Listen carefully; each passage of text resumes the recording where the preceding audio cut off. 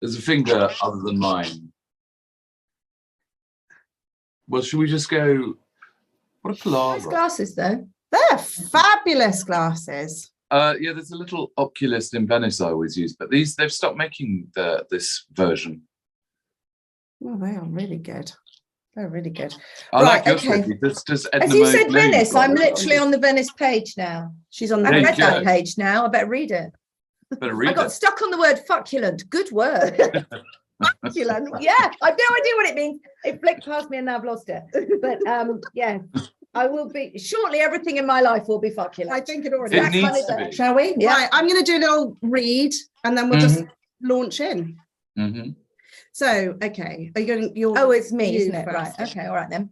Hello and welcome to The Great Indoors. The podcast which reveals everything you ever needed to know about interiors and explains how to make it all really work for you in your home. I'm Kate Watson-Smythe. And I'm Sophie Robinson. And today we are joined by a really fabulous guest. He was trained as a fine artist and then went on to become the UK's most recognisable interior designer and much loved TV personality. And when I say personality, I mean personality. He is, of course, Laurence Llewellyn Bowens. He flounced into our living rooms and indeed our hearts in the 1990s with Changing Rooms, the original home makeover show. And well, he never really left. And now he has a brand new book out celebrating his love of maximalism. It is called, quite brilliantly, More, More, More. Laurence, welcome to The Great Indoors. I loved every minute of that, apart from the fact that I feel, I mean, obviously you're right, yes, all of the above. I feel the country's most recognised interior designer too small. I think we should go into planetary there.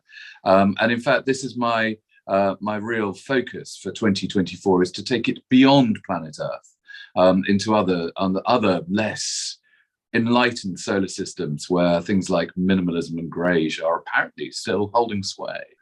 Yes. Well, apart from Mars, very red on Mars. I mean, that's giving you quite a backdrop to work against, isn't it, already? It is. You see, this is one of the reasons why I adore the work I do for the Blackpool Illuminations, because there's a point in the year when the illuminations go on where my work is visible from space. And, you know, who could not resist that? I think there's plenty of your projects that have probably been visible from space. If we really Almost think about it. certainly. Most Particularly those on the early days of Changing Rooms. They So were. Well, listen, that was the thing. It was tough love. You know, we were faced with a nation where who had absolutely no understanding of how an interior could be used to reflect personality. It was always, I mean, yeah, and this is 94. I mean, this is such an incredibly long time ago. There was this sort of still the vestigial death rattle of the British class system that kept people, you know, totally focused on this sense that somehow posh people had interior design, but everybody else didn't. Posh people had good taste, but everybody else didn't. And Changing Rooms was the most wonderful exercise in kind of preschool colouring in many ways, in interior design terms. You know, it always was supposed to be the panto that seduced you into trying to find out a little bit more about what was going on. And actually, I mean, I was very lucky. I was singled out very early on to then become involved in slightly more detailed projects like Home Front Inside Out, which was huge and very, very focused, you know, very detailed. Fantasy rooms, design rules. I mean, I was still keeping the panto plates spinning, still wearing the very attractive red nose of pantomime. But the you know, unfeasibly large cuffs. That's what. Or were you just the villain? Very large cuffs. Yeah. But I mean, I think this is the whole thing. Is that, you know, we now 25 years later, 26 years later, we've become so sort of separated from how everything was before Changing Rooms really shook everyone by the lapels and said, listen, you can do things your own way, you can have fun with it. It was always quite confrontational. I mean, one of the bizarre things was then making the American series, Trading Spaces, where it was very much genetically modified to be as confrontational as possible. You know, you were deliberately starved of any real information about your contributors in the hope that you would get it disastrously wrong.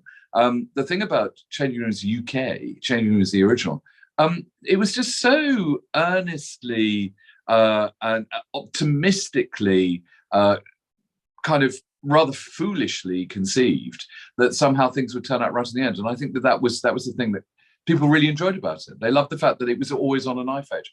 Will it be great or will it be shite? And also, everyone had an opinion. I think that was the thing as well, is you could have your whole family on the sofa and everyone would have a different opinion. And I think I remember quite in the clutches of beige in the 1990s. I remember it was sort of the IKEA era, the chuck out your chins, everything was quite Scandi flat pack. And then you guys bounced on the screen with leopard print and zebra print and chandeliers and tango orange and all kinds of wonderful visual delights. And then as a setup of you and Linda and Oliver. No, who were the original? Graham. Graham. It was Graham and Anna. Yeah. You were also very different as well in your approach, and I think it opened up people's ideas that there wasn't one route to follow. Yeah, I mean, I think the original casting was genius because it was basically a carry-on film. Peter Bazalgette just decided to make carry-on interior design, and I think and there was Andy, who's definitely Sid James. But no, I mean, if you sort of track the nation's aesthetic pulse, because in the 80s you had this incredible explosion of over ornamentation that very much matched fashion, that was all sort of swept up with Charles and Di and Sloane Rangers and goodness knows what, and Palmets and Swags and Tails, and and then you hit this absolute monastic shaker depths in the early 90s, and then suddenly, yes, we emerge in the mid 90s, and the pulse rate goes up and up and up and up and up. And then it falls almost immediately. We hit the 21st century because of this sudden obsession. Property stopped being about personality. It stopped being about what you could do to where you lived. It suddenly became obsessed with how much it was worth, with value. And so you got all the, you've got all the make-underers like Phil and Kirsty and Sarah Beanie. And you say, I can't quite pronounce these words without a little passion. Kind of a little bit of cat sick about them, a bit of a dry rasp. But yeah, I mean, it was all that kind of, make my house worth twice as much by really redacting it. And this is the big thing about the sudden, and it is quite sudden, nationwide interest in maximalism. I mean, we've all known maximalism as a term has been around for a while. It's a really irritating term as far as I'm concerned, because it is literally just anti-minimalism. But lockdown was unbelievably crucial in all of this. People who had been more than happy to occupy incredibly neutral spaces, which were painted grey and had that dreadful print of three pebbles with their back to you looking out to sea, and a kind of a soulless morass of flat pack. Suddenly they were trapped in a room with all of that toot. And actually, when you saw it every morning, and there was no escape, you couldn't go to work, you couldn't go clubbing, you couldn't go on holiday. When you saw how insubstantial, how unnourishing all of that stuff was, people just started going, oh my God, I've become something awful. I'm trapped in an old people's home.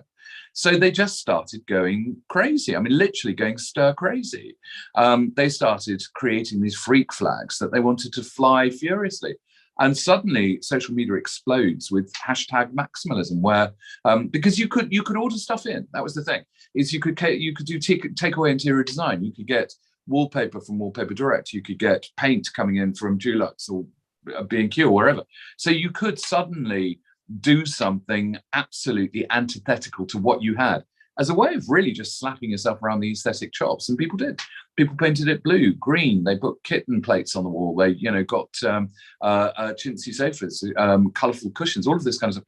Anything that was the antithesis of the understatement that they felt they'd had to buy into up until the point of COVID. And this is what I really very much wanted to do with the book. When Dorling Kindersley came to me about the book, there was a bit kind of like, so what is this thing that people call maximalism? And I think, poor creatures, they were expecting a very grown-upish book which told the world how you arrange your mantel shelf, and what colours are good colours and bad colours. And actually, I decided that really that's not what I wanted to do at all. I wanted to get under the bonnet, the very frilly poke bonnet of maximalism. I wanted to kick its gorgeous, plumptious tires and find out where the frickin' hell it came from because this is a style, this is a street style. You know, this is a style that's not coming from designers. This is the moment where I completely and utterly burn my career into tatters, because all the way through I'm saying, whatever you do, don't listen to designers. Don't listen to aesthetic autocrats. Don't listen to influencers. Actually, it's all about decisions that you make for yourself to express yourself. It is the moment where the lunatics very much take over the design asylum, because it spread like the pathogen it is through close contact, through aesthetic contact between people that had been starved of anything that felt as if it was sexy, voluptuous, indulgence. Yes, fucculent. That is definitely the word that we use to describe maximalism.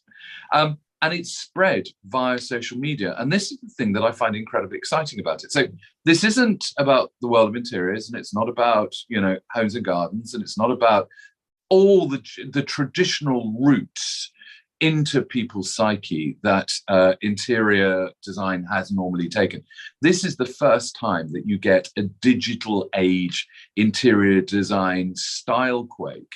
And I make the point in the book that it's a very similar moment to the contagious spread of Art Nouveau in the 1890s, because Art Nouveau basically coincided with exactly the point where photogravure was invented, which allowed you to reproduce photographs rather than line drawing. So suddenly, if you tricked up your salon in Art Nouveau style, which is obviously very, very, very photogenic, it's very emphatic, there's a lot of line and contrast, it meant that it could be reproduced and all over the world within a month, which allowed, folks in Nagasaki or Nebraska or Nantwich to all be, soaking up the opulent voluptuousness of Art Nouveau. Now, maximalism has spread obviously even faster because the digital age is instantaneous. So the minute someone in Crewe paints their living room wall dark green and puts a pair of yellow curtains on it and puts it on social media and everybody likes it, is the moment that the pathogen then spreads uncontrollably via the internet. I'm going to get a word in edgeways quickly. What I think is interesting about that is, on the one hand, your book is called More is More is More. And yet one of the things that I really notice about you from Changing Rooms original and Take Two is that you really, you know the history of the design, you know about Art Nouveau, you know where it came from, you know about these designs. So it seems to me that you bring a sort of rigor to it. So do you actually mean what you say, that you can just chuck everything at it and it looks great? Or actually, I think you risk it looking like a Technicolor vomit. It's harder than it looks, isn't it? You are frisky in your presumption, but you are right. It is more complicated than it looks, but to a large extent, very much taking on board how Changing Rooms started, I really want to capture people's imagination with the book, which is called More, More, More, by the way. There are no is. You're getting confused with Siobhan's book. Bless her. But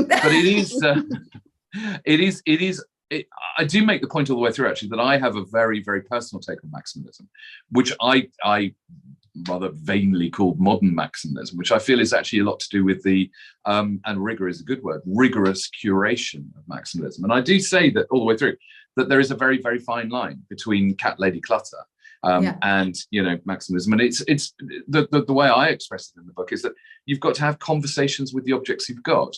If you are looking at something and it's not talking back to you, then it really needs to go. And actually for too long, I think for most people, they had objects in their home because they perceived them to be the sort of objects they should have, because that's what Elle Decoration told them. Or that's what that bitch Sophie Robinson said, you know what she's like.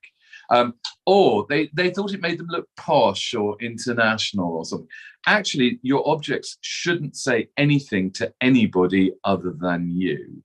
If you've got something because you think it's going to say something good about you to someone else, then it's a pointless object. Actually, it should be this kind of avatar. It should be this kind of icon, this kind of totem, in which you put all of you. It's like a household god. But yeah, I mean, it's So, not. I mean, it's not, you're setting people up there with a really challenging task, because what you're saying is, in order to get it right, you've got to really know yourself. you say I'm not, because what I'm saying is that to get mine right, that's what you need to do.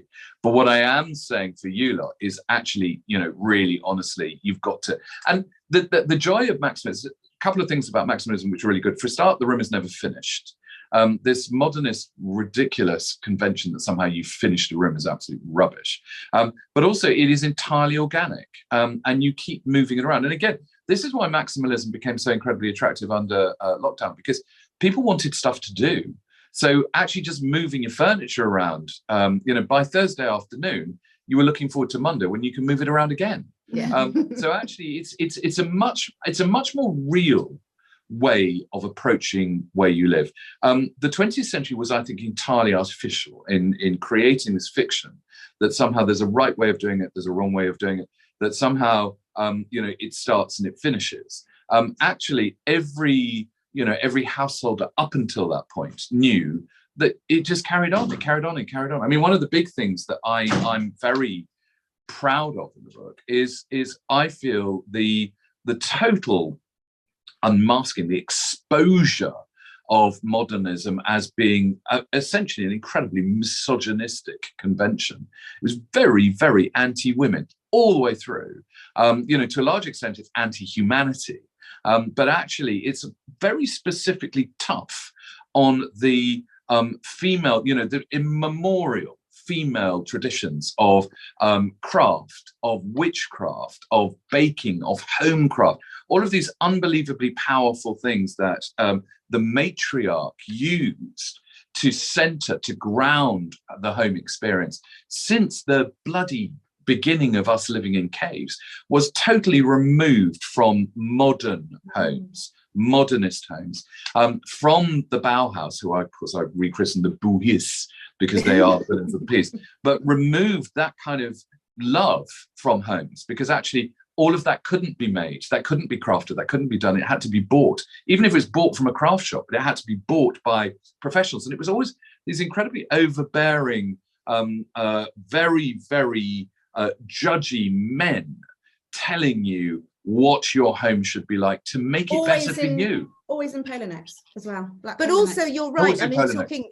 I mean, when Charlotte Perriand man breasts moves, when Charlotte Perriand went to work for Corbusier, he immediately dismissed her and said, "You can do the cushions." Yes. Didn't he? So there was. Okay. So I found this out about bloody Walter Gropius. So there he was saying, you know, we want the ladies as well. Obviously, they have to have some very mannish haircuts, but we want the ladies in the Bauhaus. So the ladies turn up at the Bauhaus, but they're told that they can only design rugs and pelmets, you know, which again to me is really funny, because these are two absolute staples of kind of traditional female craft. These were the things that you embroidered. These were the things that you designed up until that point. So this whole kind of, you know, anti-bourgeois stuff, actually, they say through the baby out with the bathwater. What the hell is wrong with bourgeois? Bourgeois rocks. Bourgeois is boho. Bourgeois is live and let live. Bourgeois is love. Bourgeois is having spaghetti bolognese. It's baking. It's Laura Ashley. It's all of the things that actually lead to a happy home. You know, modernism, the modernist, the minimalist, is about giving yourself a headache. It's about giving a space that you have to live up to. And actually, I don't think there's a good moment in modernism at all. I mean, one of the big things, you know, I try and assassinate is Scandi chic. This unbelievably crushing. I feel like saying 1, 2, 3, go. Yes, I know. On your marks, get set. I wanted to talk to you, leading on from your background, which for listeners is a sort of black and white floral wallpaper. Yeah, we got a neon sign, but it's quite monochrome. And in the book, you say maximalism is effort. It's deliberately making your life more complicated than it need be. It's refusing, you say, to be cowed by the thought of practicality, suitability, or doing the washing up.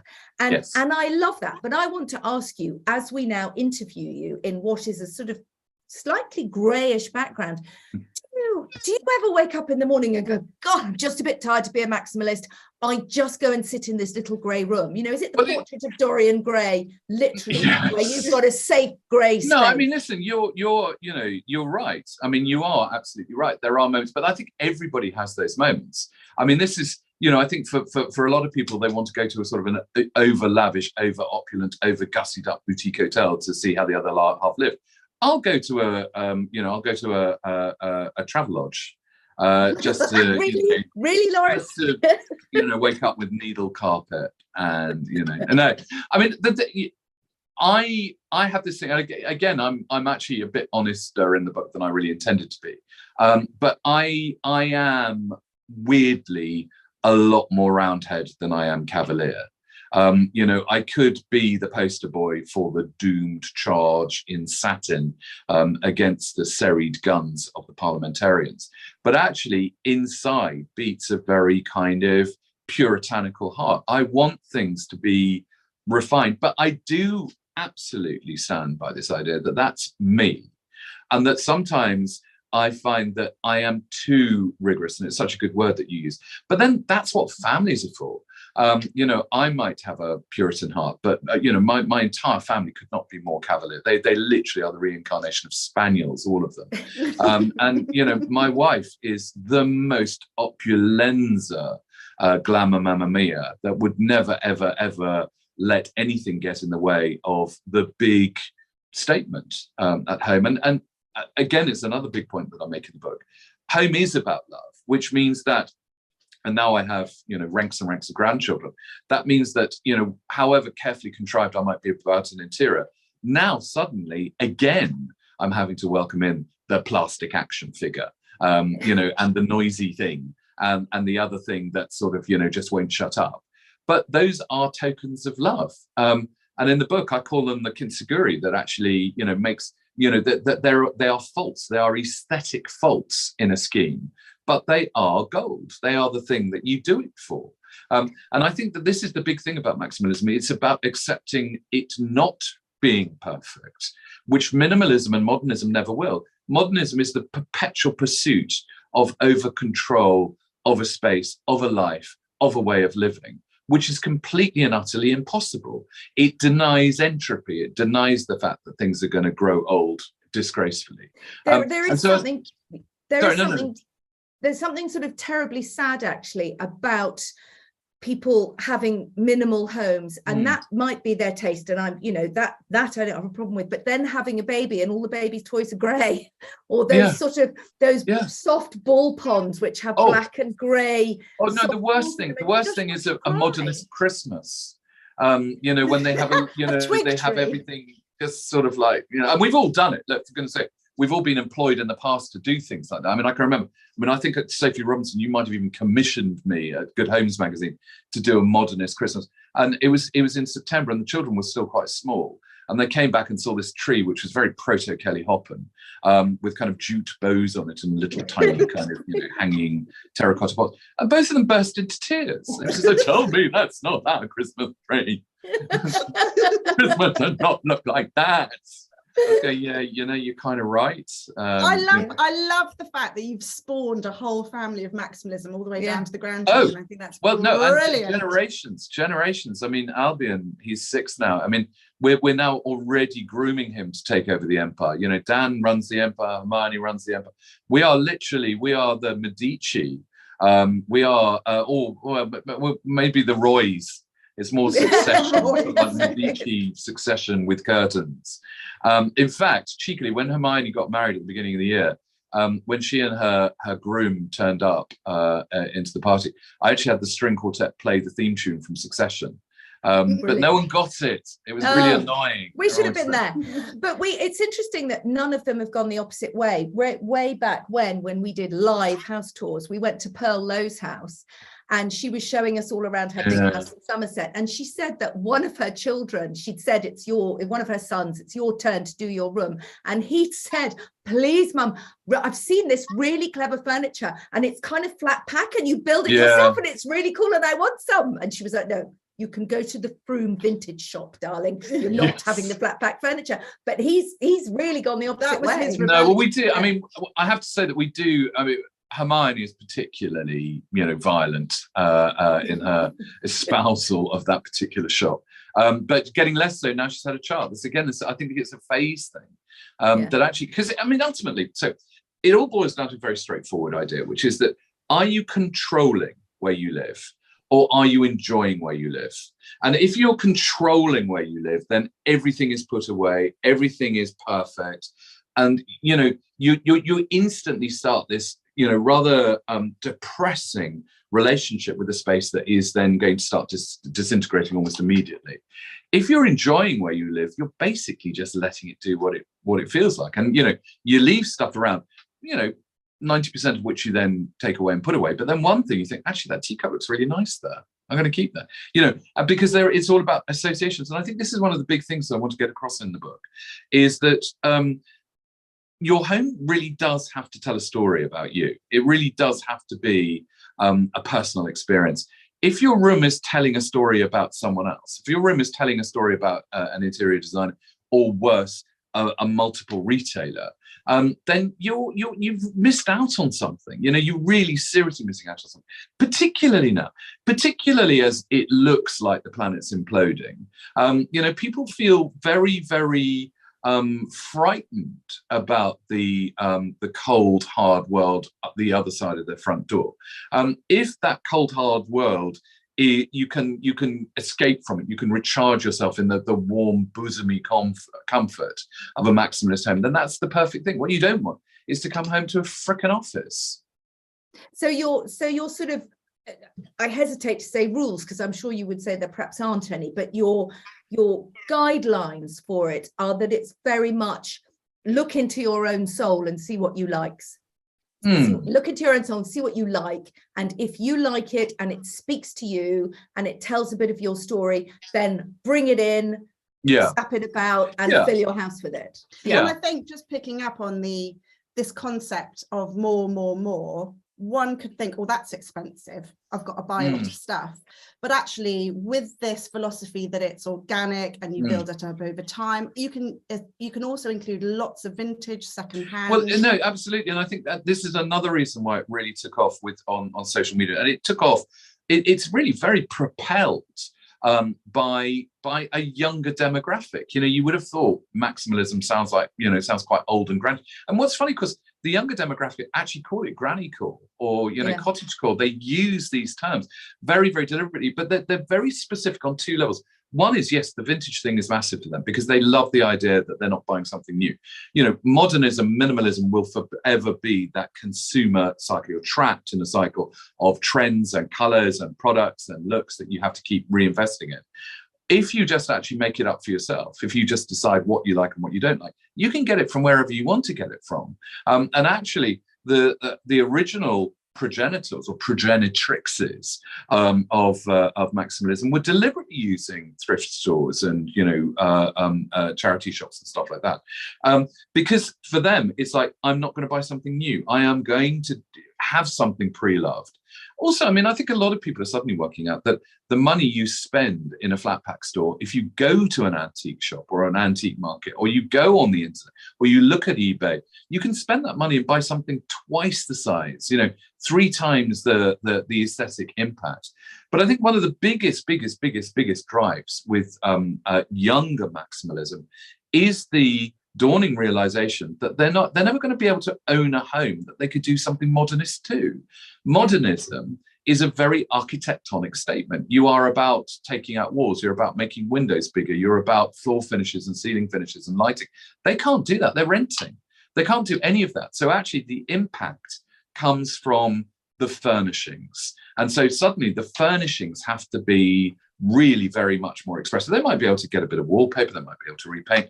But this is the other big explosion, is furnishings that they are involved in themselves. The massive, upholstery has become so sexy for people.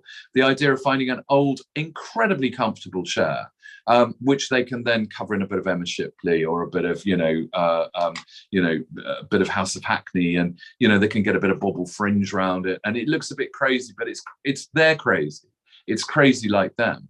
And I think, back to what you were saying right at the outset, this idea that you have to, maximalism is about effort. It's about effort because it's about expressing the fact that you are worth the effort.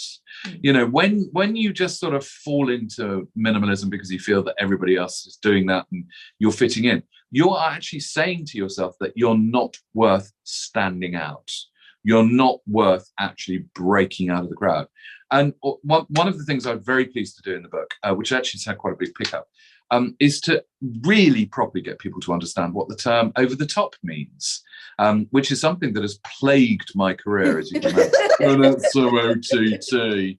It's just like, thank you so much for calling me that. I'm on the verge of tears for you calling me that, because I know what that means, but you obviously don't. Because over the top is very, very straightforward. It was the first wave of soldiers that went over the top of the trench. So literally, it was the ones that were brave enough to take that step into the unknown, into potential certain death, into just, the bravery of saying, right, I'm powerful enough to be able to do this, to be able to step off the cliff. And for someone to, rather, pejoratively snarl at me that I'm OTT, I'm like, oh my God, I'm made up. I'm stoked. Oh, thank you very much. It's like the other one's flamboyant.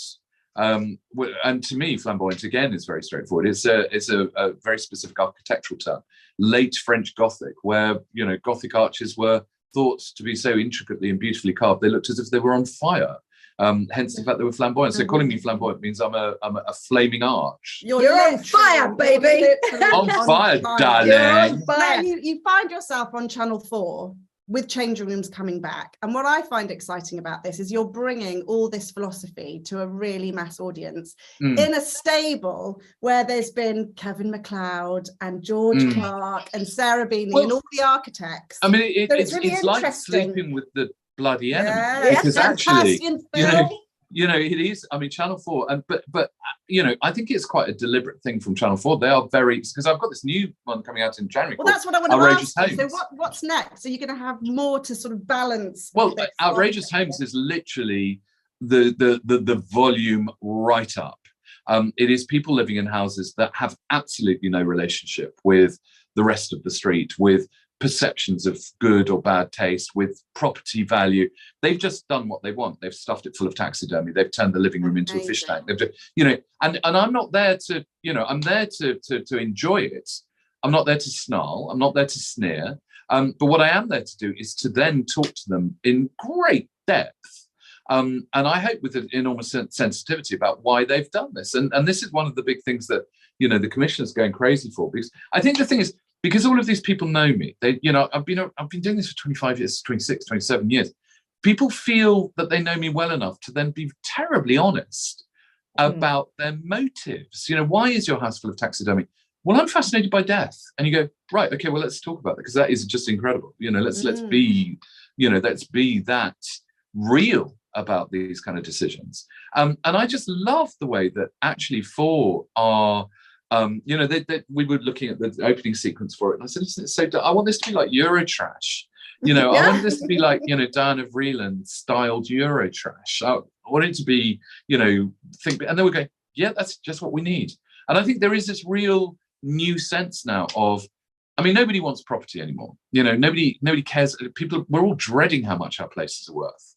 We're all dreading the idea that we the economy is doing this thing. We want escapism. We want to be taken to incredible spaces where people don't really care. And again, I think this is another reason why maximalism is so, these stars can join in to absolutely create this kind of sharp focused beam for people, the light that leads them out of modernism, the light that leads them out of minimalism. And in fact, historically speaking, what I think is incredible is that we feel that somehow the orthodoxy of modernism is inescapable, that actually when you make a world modern, you can't move forward. But that is such bollocks, because for a start, the minute you say modern, it's no longer modern. Actually, the clock keeps ticking. And in fact, humanity is very good at rebooting. The Renaissance was a reboot. Palladianism was a reboot. The Gothic revival was a reboot. we've had modernism since the 20s. It has run out of steam. We know it's run out of steam, completely run out of steam. Nobody likes it anymore. It's, it looks funny and its mother dresses it's bad and it smells funny. Nobody wants to play with it in the playground anymore because it's just sort of like, nah, boring. And that kind of patriarchal sense of we know how to make your life better. Bollocks, you do. You don't know me. You don't know who I am. I want to do it for myself. So on that note of, I mean, we know where you stand on modernism. We have a section on the podcast where we sort of loosely talk about design crimes. So yeah. I'm interested as to whether you think actually, modernism aside, whether there are sort of small design crimes or even big ones when it comes to the sort of interior touches. So whether we do it quickfire, and where do you stand? Where do you stand on fairy lights? Yes, no. I can't even be bothered to express an opinion. How's that? Perfect. How damning is that? How do you feel about cushions on the bed? Well, this is a very interesting psychological point because, cushions on the bed turns the bed into an altar.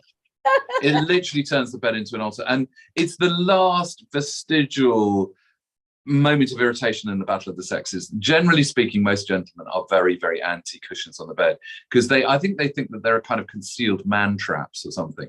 But actually what they fail to understand is that when their lady love puts a cushion on the bed, she is doing something extra. She's doing something irritating, pointless, something high maintenance as a way of celebrating that bed. It's a little bit of puja on the bed. The bed is very important. And it is important for her because she likes to have a nice sleep. But actually, the gentleman needs to get inside the psychology of that. And rather than getting rid of all the cushions on the bed, like he's a terrier digging a hole for a bone with everything kind of being thrown up behind, he should start coming home from work with a cushion for the bed, with a little offering. Yes, for the he bed. Should, gentlemen. And it's amazing all sorts of things might flower and flourish, and it might not even be bath night if he starts doing that. Kitchen islands, yay or nay? I mean, the kitchen island came in because everyone thought that they were making their own cookery show. So there's something, it's about the theatre. It's about being able to, address the family as you're cooking. A lot of the time they don't actually work. I am constantly now trying to get clients to start looking at things like good old-fashioned kitchen tables, because I think it's just a bit more practical. It means that you're not then stuffing a kitchen full of furniture to have a kitchen island and a breakfast bar and somewhere to eat. Have a table in the middle. That's how we always used to do it. Meanwhile, that's quite social, to sit round and shell peas rather than have this sort of, pedagogue kind of looking down on you, telling you how they're going to do their cooking. What I don't like is a peninsula. I think that's a bit irritating. But is that because it can't make its mind up? Basically, yes. Yeah. And if we've learned anything today, looks elegant on a high stool either. That's true. But if we've learned anything today, it's that Laurence does know how to make his mind up. You're not going to ask him about the beetle. Oh, yeah. You can clear up a row between us. Okay. Design crime, yay or no? Kate is holding up a gold ornamental. Yes, Queen. So for people listening, yes. Kate has discovered an ornamental gold beetle hanging up in my downstairs loo, and she whinges about it every time she comes to visit me, and she hates it. Just ask Laurence, who we can all agree is the ultimate purveyor. Oh, maybe. I'm not so sure now. I'm not so sure. matching beetle cufflinks. So there we go. But let me tell you. Let me tell you why the beetle is quite interesting. Is because it's anti-beauty. It's the moment where a householder decides that they're not going to buy into the traditional idea of pretty. The beetle has a very long tradition as well. The Victorians are very into it. It's about the underside. It's about the skull beneath the skin. You could have a butterfly. You could have a dove. You could have something that everybody believes is a good thing, a pretty thing. But a beetle has a far, far more mixed reputation. Basically, beetles on the wall are middle-class flamingos. It's if you want to really, sort of dial up the sophistication. But kitsch is an incredibly important part of what maximalism is all about, because it's that celebration of the stuff that you've been told all the way through is tasteless, and you've decided you're going to actually have it deliberately because you don't mind that actually you are making your own decisions. And in fact, I write a really quite breathless hymn to your Auntie Rita as one of my heroines of maximalism. And we all had an Auntie Rita. She used to turn up at the family party with too many buttons of her blouse undone and too much French perfume. But she was unbelievably good fun. And her house was, our mothers clucked with derision at Rita's dusky maiden paintings and her leopard skin sofa and all of that kind of stuff. But actually, Rita knew about expressing personality. She exuded personality, which is why our beige, good taste, middle-class mothers found it so unbelievably threatening. Because there was Rita with her sexuality and her cocktail breath. Her joy. And, father, with his little bristly moustache, actually found it terribly fascinating. And I think that father, most of the time, felt he'd married the wrong sister. But Rita kept the Vestal altar of maximalism alive right the way through the 20th century. She was not buying any Bauhaus crap whatsoever. For her, it was the upholstered telephone seat and, the pineapple ice bucket. And, but I made the point in the book that, pineapples, I mean, that's such a powerful system. It's a symbol of largesse, opulence and hospitality that goes right the way back beyond the court of Louis XIV. Actually, it's a posh thing. It's a big thing. It's a royal thing. And to have it in kind of injection molded plastic to keep ice on it on a bar cart, I think is the absolute apogee of maximalism and our ability to be able to make our own choices. Love Brilliant. it. And Laurence, you know what? It pains me to have to start thinking about winding up this interview, because I think we could go on all day long. But what I'm taking away from talking to you, all your pearls, is be a bit more Rita. I think Yeah. It's the new hashtag, be more Rita. Be more Rita. No, be more Thank Auntie you. Rita. I think we should have the title. Auntie of Rita. that. Yeah. I'll be more more Auntie Auntie Rita. Be more Auntie Thank Rita. you so much, Laurence, for taking the time to chat to us, longer than perhaps you'd planned. To our listeners, don't forget to buy the book, and I'll get it right this time. More. And do come and find us, listeners, and tell us what you made of the chat and whether. I know we're really overrunning, but I just want to give you one last bit at the end. It's the first couple of paragraphs in the book. It's just one of the most powerful discoveries, as far as I was concerned. Less is more. Let's just quickly talk about less is more, which is that big. Hold on, you've done a book, more, and is this like the scratch on the record? You're going to tell us less is more. Yeah. But what is so brilliant, and everyone has this idea that it comes from the Bauhaus, that it comes from Walter Gropius, but it doesn't. Less is more is a phrase coined by the very floppy maximalist poet Robert Browning in the 1880s in his poem Andrea del Sarto, to describe the Venetian ability to expend as little effort as possible to create the greatest, the morest effect. So actually, less is more literally means the absolute reverse of what everybody think it means. It is actually the maximalist war cry. So it's not less stuff. Everybody's reading that as less Exactly. stuff. It's less effort. That's not that. It's less effort. It's less effort for more impact. Whereas obviously modernism is more effort for less impact. Yeah. Indeed. Brilliant. Thank you so much, Laurence. I've loved that, Laurence. It's Yeah, brilliant. What a joy. We'll leave you to your grey room now. When we're maybe next year, when we're up and about and doing house tours again, can we come and see your lovely house and meet Jackie? Of course you can. I want to meet the woman who pushes you to be more maximalist than even you dare. Well, she was there last night, very much on the go. I love the fact that there we were at this great big maximalist launch party, and she was there in black with the black leather jacket on. She's absolutely not playing the game. Brilliant. And congratulations on your book launch. What a Thank you fun very much. evening. It was great. Well, do you know what I said to Kate, actually? I said, it's interesting being in a room full of fellow maximalists, because there was lots of maximalist interior designers and influencers and authors there, and everyone is so happy, so jolly, so friendly, so approachable. Maximalist parties are the best. Yeah, I was like, could you imagine if this was full of like John Parsons parties, not I know, but this is exactly the point. And I think you know, again, we've got a really, really rubbish planet. You know, you've got to at least have a bit of fun. You know, après nous le déluge, for goodness sake. Laissez le bon temps rouler. Don't you hate the French for always having a word for it? Brilliant. Right, I'm off to go and look up Auntie Rita. Yes. Thank you so much. I've been looking up Auntie Rita all my life. Yeah. I think it's a crime now. Oh.